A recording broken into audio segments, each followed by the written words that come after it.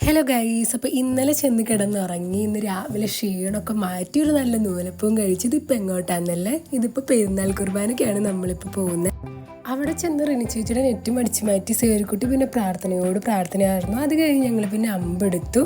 അപ്പോഴേക്കും പിന്നെ ഇവിടുത്തെ കുർബാന കഴിഞ്ഞ് അതിന് ശേഷവും ഒരു വലിയ പ്രദക്ഷിണം ഉണ്ടായിരുന്നു.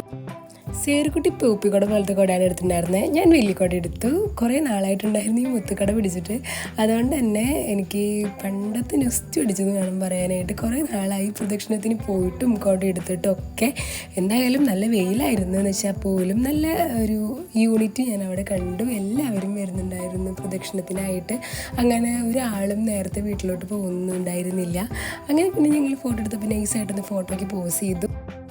ക്ലിമിൻ ചേട്ടനായിരുന്നു ഞങ്ങളുടെ ഹിറ്റ്ലർ മാധവൻകുട്ടി. പിന്നെ റിൻ ചേച്ചിയുടെ കൂടെ സേർക്കുട്ടി പൂപ്പിക്കോടും പിടിച്ച് നടക്കുന്ന കാണാൻ നല്ല രസമുണ്ടായിരുന്നു. അങ്ങനെ പിന്നെ പ്രദക്ഷിണം കഴിഞ്ഞ് പള്ളിയിൽ കയറി വല്യപ്പൻ്റെ കല്ലറയിലും പോയി ഒന്ന് പ്രാർത്ഥിച്ച് പിന്നെ വീട്ടിലോട്ട് ഞങ്ങൾ പോവായിരുന്നു. നല്ല ക്ഷീണമായിട്ടാണ്, തലേസത്തെ കുഞ്ഞു ക്ഷീണം പെൻഡിങ് ഉണ്ടായിരുന്നു. അങ്ങനെ ഞങ്ങൾ പിന്നെ ഫുഡ് കഴിച്ച് ഞങ്ങൾ നേരെ പോയത് വല്യപ്പൻ്റെ അവിടേക്കായിരുന്നു. എനിക്ക് ശരിക്കും ആ വീട്ടിലേക്ക് പോയപ്പോൾ വല്യപ്പനെ നല്ലോണം മിസ് ചെയ്തു കേട്ടോ.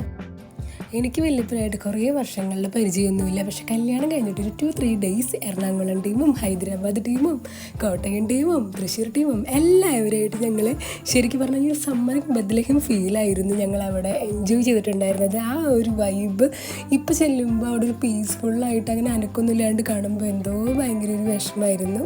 എന്നാലും ശരിക്കും മിസ് ചെയ്തു വല്യപ്പനെ.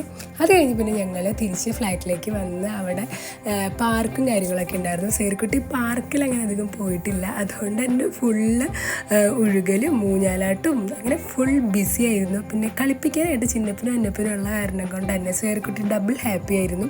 പിന്നെ ഞങ്ങളും നൈസായിട്ട് പാർക്കിൽ കയറി ചെറുപ്പകാലത്തെ എല്ലാ വിഷമവും അവിടെ കൊണ്ട് തീർത്തു എന്ന് വേണം പറയാൻ.